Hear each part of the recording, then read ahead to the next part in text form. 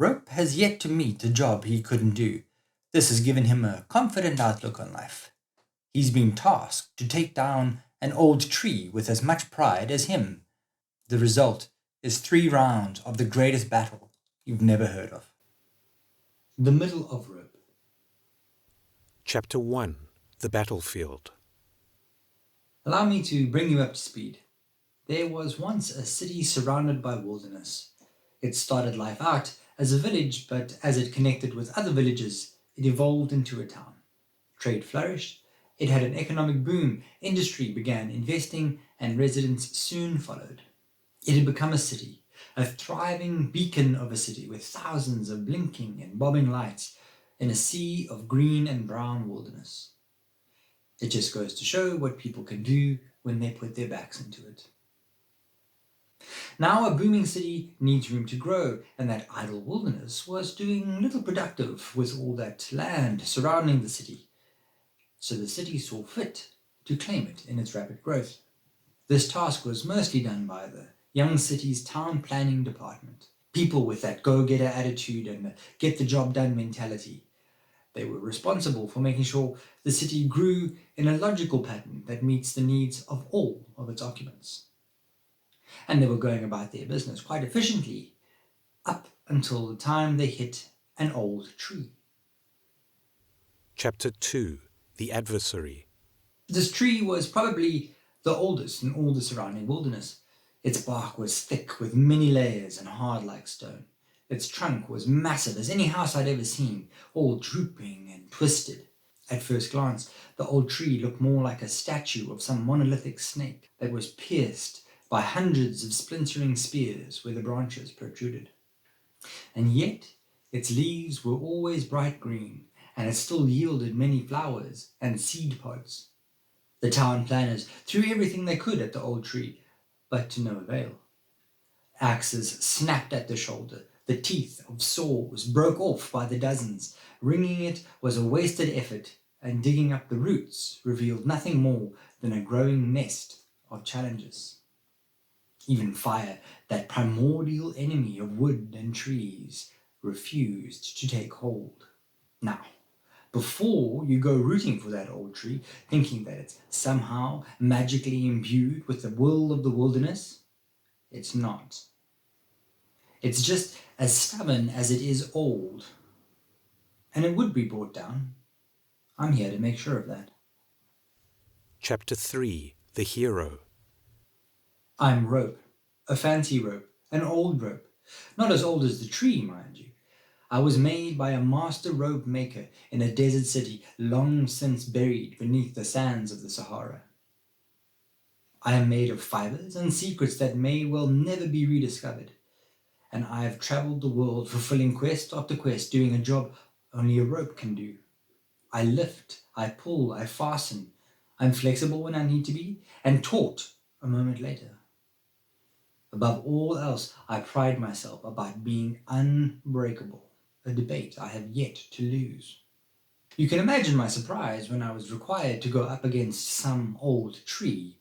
A rope of my caliber would be used to uproot an entire forest in one glorious swoop, not merely depose an old royal too thick to recognize his reign was at an end. But I am a diligent servant to the people, if nothing else. I would not dream of standing in the way of progress. In fact, I enable it. The town planners wrapped me around the tree several times, strengthening my embrace, while leaving themselves plenty of extra rope to work with. This was going to be easy. Chapter 4. Introductions. I tried to talk to the old tree, to introduce myself, like I did to you now. Explain that this was nothing personal, it's just business. After all, my experience has shown me nothing gets in the way of progress, certainly not an old tree. Hello, I said, politely. I'm Rope. Nothing. The old tree said nothing. That's not unusual. Come now, let's not drag this out any longer than we have to. You must see by now. The old must give way to the new. Well, that got a rise out of him. Slowly, painfully slowly, the tree said, some things are worth dying for. Chapter 5, Round 1. I would have responded with a compassionate, understanding response, but the town planners were ready to pull, and as the pulling began, I couldn't resist landing a quick jab. So die you shall. I must admit, with that first pull, I wasn't quite ready for such resistance. I'd clearly underestimated my opponent. As the town planners began to pull harder and harder, I became more and more taut. I could feel the tension between the forces at play more than I had in living memory. We tried and we tried, but the old tree trunk merely creaked and moaned, barely swaying with the effort. The pulling eventually stopped, for the planners had to summon reinforcements as I slacked. I said to the old tree as distastefully as I could, "Proud of yourself, are we? Fair enough, but be warned, I was relaxed in that attempt. Next time, I'll put a bit more effort in." Chapter 6, Round 2. This time, the town planners rigged me up to their strongest earth-moving equipment, machines built with the intention and purpose to accomplish one single-minded goal: get the job done. Just like me.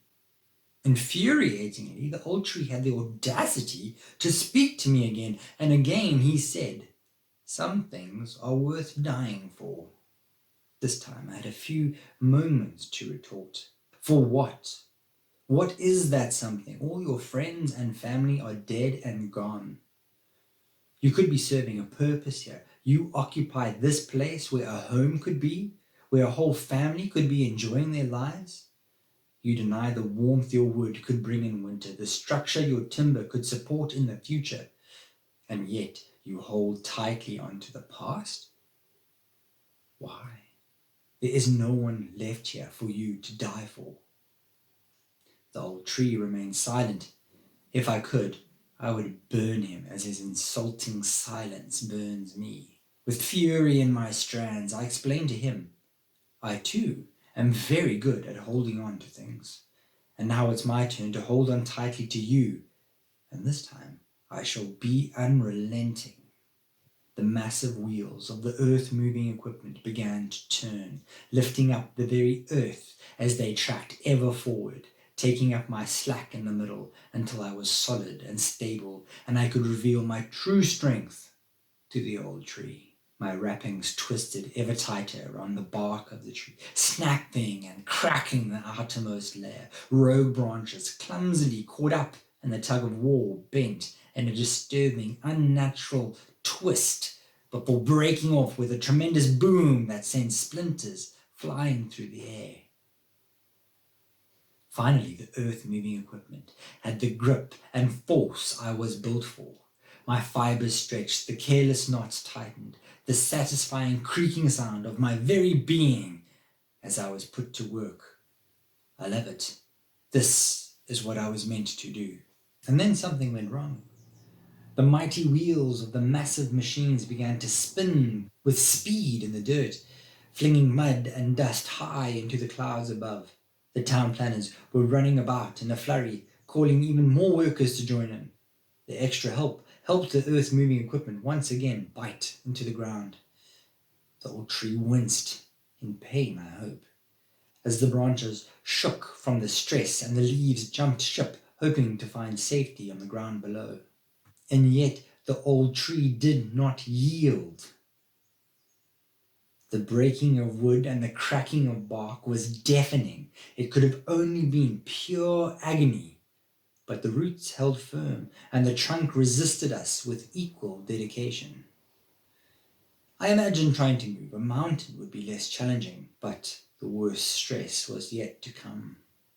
My outer layer, the strings and strands most exposed to the elements over the years, dried out and no longer as flexible as they once were, began to crack and fray.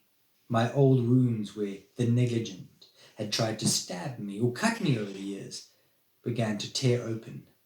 The pain was excruciating. I screamed at the old tree, "I will not relent." Of course, he didn't reply. He didn't have to. The town planners, their workmen, and the earth-moving equipment did it on the old tree's behalf. They ceased the haul. Chapter 7, Final Round.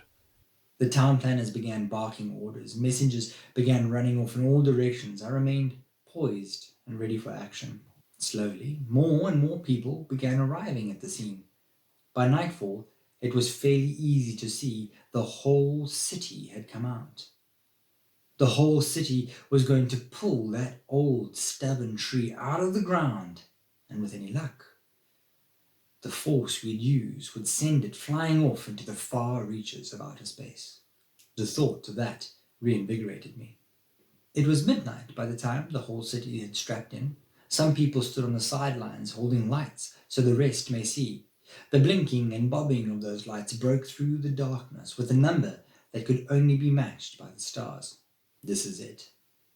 There could be no greater strength of force. There could be no way the old tree could resist us now. We began once more, and for the final time. The sheer weight of the town planners and the army they commanded was unlike any force I had ever known. Immediately, my weaker points frayed ends, and the old wounds resumed their painful ripping. I didn't care. Those were just dead ends that couldn't pull their weight. I'd see that wretched old tree split from this earth if it was the last thing I do. Funny thought that, though. When I was in the moment, I didn't think of my past or future, just the hate I had for that old tree not doing as I instructed it to do. But I do have things I want to do. I don't want this to be the last thing that I do. Doubt over my mortality began to splinter my conviction, just as my cords had begun to explode. I began to bargain with the tree. Hear me now. One of us is not leaving this battlefield. A mighty crack came from the old tree as one of the bigger roots broke off, and I was encouraged to press on. I've got things to do. I've still got a purpose in this world. You don't. What good can come of this? There's not even anyone around to witness your struggle. Never mind rejoice in any victory. Come now. You must be tired. This is your time to rest, Engine One. Well, paint me the fool.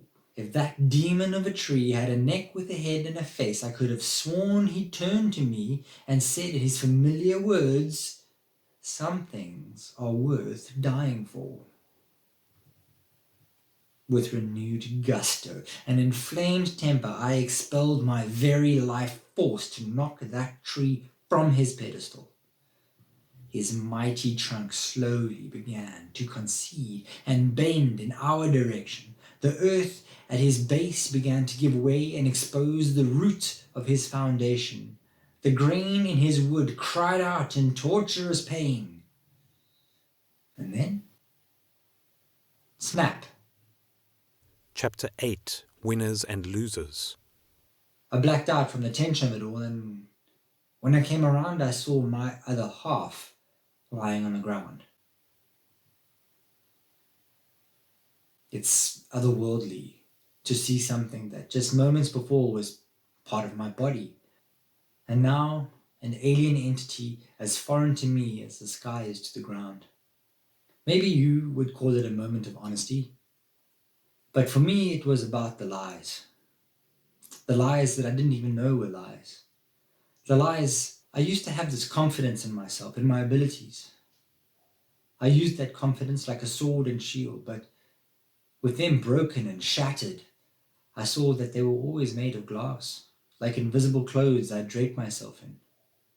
Now they were just impossible to see anymore. The proof was lying on the ground next to me, naked and raw. And yet, the old tree remained. What more could I have done? That night, the town planners, all the people in the city, all of us, we did our best, but still lost. What's left after that? Chapter 9, The Aftermath. They bundled me up and sent me away. I never heard about the old tree again, but I think of him often. As for me, eventually I picked up the pieces. What else could I do? I mean, it wasn't as easy as all that, but it allowed me to speed past the dramatic bits. It's all about how you look at it, really. There's a lot more of me now. So in a peculiar way, I can do a lot more work, and that actually has always been the most important thing. It's just as the old tree had kept trying to tell me. Some things are worth living for. The end. Welcome back. We love making up stories with our Story Planner workshop. It can start with something as simple as one word. This story, for example, we plugged in the word middle and worked through the exercises to brainstorm the story you just heard. From that one word came the idea, if you can change your point of view of something, maybe you can change that something itself. But hey, that's just what we think. We'd love to hear your thoughts in the comments below. And if you like the story, please use the like button. That's how we know.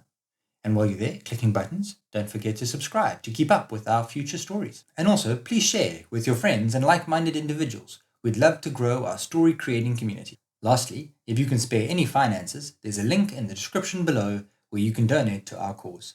Thanks for spending time with us, friends. See you next time. Answering spears where the branches protruded.